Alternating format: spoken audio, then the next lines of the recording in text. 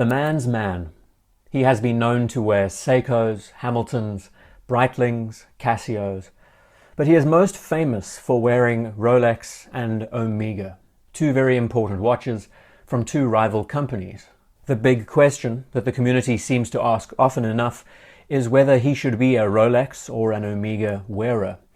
And in order to really answer that question, we can look at the development of his watch-wearing antics over the years and conclude with quite an interesting point.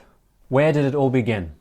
We know that Ian Fleming created the fictional character of James Bond, and at the time when he was writing the novels, he was wearing a 1016 Rolex Explorer. Now, it's not very hard to imagine that when you create a character, there is part of you in that character. So in a sense, when he wrote James Bond and when he featured a Rolex in the writing, he expected James Bond to be wearing a similar watch. We don't really have to extend our disbelief to think that the original James Bond character in the novels wore a 1016 Explorer just like Fleming did. The 1016 Explorer is a beautiful watch, elegant, simple, and I will link to a video in the corner about this piece if you're interested in more details. When Bond was moved across to the silver screen, we saw Sean Connery receive a Submariner, a very unique Submariner, the reference 6538, which was gifted to him by Albert Broccoli, if I'm not mistaken. And this watch really became a cult classic in these films. Over the course of 4 films that Connery played, he wore the same watch on leather straps and then on a pre-NATO nylon strap. The 6538 as a reference is very important, and I will again link to a video about this watch in the corner of the screen now. The Submariner at this point became quite the icon. It was at a time when Rolex was developing this dive watch, and we saw it being used again and again by Lazenby and then by Roger Moore. There was even a time when a pre-Daytona was used in one of the films. But the next real step was the introduction of the 5513 Submariner worn by Roger Moore in Live and Let Die. This watch really epitomized the Submariner in film. Why do I say that? Well, it was because it really became a gadget at this point. Up until that time, watches never really had much of an intended purpose in the films. We could say that the Breitling used in Sean Connery's Thunderball was important, but this watch, this Submariner, had all sorts of inbuilt features, a magnetic field, a rotating buzzsaw. We saw the watch become a prop, a real gadget in the film, and that cemented the idea of the Submariner becoming James Bond's watch. And then we move ahead. Yes, we had Seikos, we had Casios, Dalton wore a Submariner at a certain stage, but then the 90s arrived, and we were introduced to Pierce Brosnan, probably, and I'm not the only one who says this, the real stereotypical character of James Bond. He suited the image down to the ground. And the watch he was given was an Omega. And this has to be one of the best watch-film partnerships we have ever seen. Why did this watch become so successful? It worked off James Bond. It was a very important part of the James Bond films.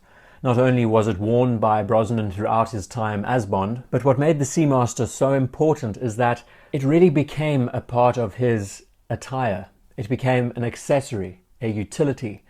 And partly why this watch was so successful, especially as a movie prop, is because it exudes that idea that it is more than just a watch.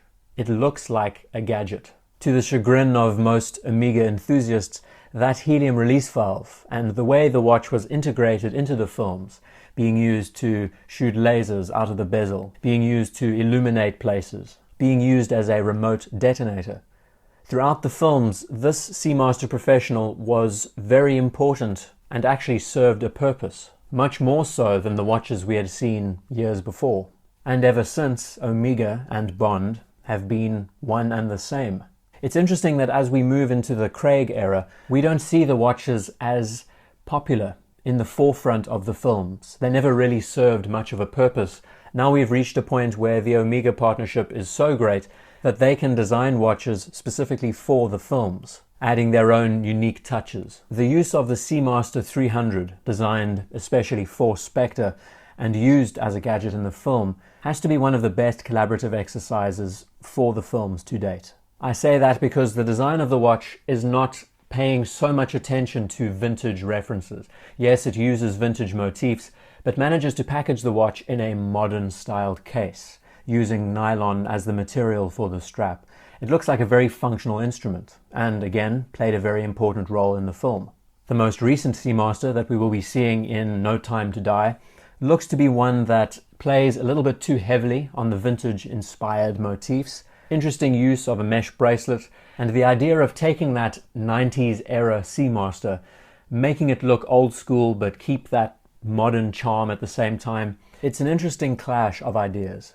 So we have seen a huge leap in the development of watches ever since the beginning of the Bond franchise up until now. We can see that Rolex began the trend and that Omega is now taking the reins. What I find important when answering this question that we ask, whether Bond should be a Rolex or an Omega wearer, is that we can view these brands and their time periods as quite relative intervals. Hear me out for a second. Rolex watches during the 50s and the 60s, they were trying to segue themselves into the sports dress genre with more of a focus on the elegance of things. These watches were designed to be important to be used in the water as sports utilities, but at the same time had to double as watches to be worn in formal occasions, which is why oyster cases and models of that time were quite small in size. They were almost chintzy when you look at the bracelets used and everything else. Sean Connery at the time exuded that sort of character. You saw him in a suit and you knew that the Submariner just worked for that occasion. In a similar way, we could say that the 1016 Explorer would have worked perfectly as an application. We move to the modern era, and we see that Omega seems to have picked up where Rolex left off in a way. Omega watches are now branded as sports-oriented pieces for the most part, and Rolex still sits in that regality segment, where Omega seems to be a lot more aggressive, less focused on the dress style of things, and more focused on the aggression, the ruggedness, the ability to be used in any environment. Even now, after 20 years of this partnership, we still see that most of these Omega watches have that prop effect, where they are worn, but when you look at them closer, you could believe that there is an extra function to them. I guess what I'm trying to say is that the watches epitomize the timeline very well, where in the 50s and 60s, being a spy was a very simple task. You carried the bare essentials. As we move to the modern era, you expect watches to be more like gadgets. You expect them to have an added function of some sort. This question really is open to interpretation. I'm sure enthusiasts on both sides believe what they would like to believe, and me, personally, I'm someone who is quite the purist. Sean Connery is my favorite James Bond. I think he managed to really capture that character and made that character timeless. So if it was me to make the decision on whether he should be a Rolex or an Omega wearer, at the time I think a 1016 Explorer or a 57 era Railmaster, both of these watches seem to fit his character very well. In a way, I see James Bond to be someone less reliant on watches as gadgets. Instead of using an external tool to his advantage, Bond to me is someone who uses the less is more approach, and instead keeps the gadgetry in his Aston Martin. In the end, it's questioning whether Bond is someone who favors complexity over simplicity, and I don't think he does. As a character, he prefers the bare essentials of things, travels very lightly, prefers the things that do the job well without the added technicalities. In that way, I believe that the simplest watches speak to James Bond the most. I'm sure we would all be interested in hearing your thoughts on the subject, whether he is a Rolex or an Omega wearer, whether you believe that these two watches represented their generational differences, and how these two brands have gone different ways for the most part. Regardless of our opinions on these watches, both brands deserve merit. Where one watch is more elegant, the other is more active. They both served their roles in their respective films. And we could even go so far to say that if it wasn't for these films and this character, we may never have been introduced to them in the first place.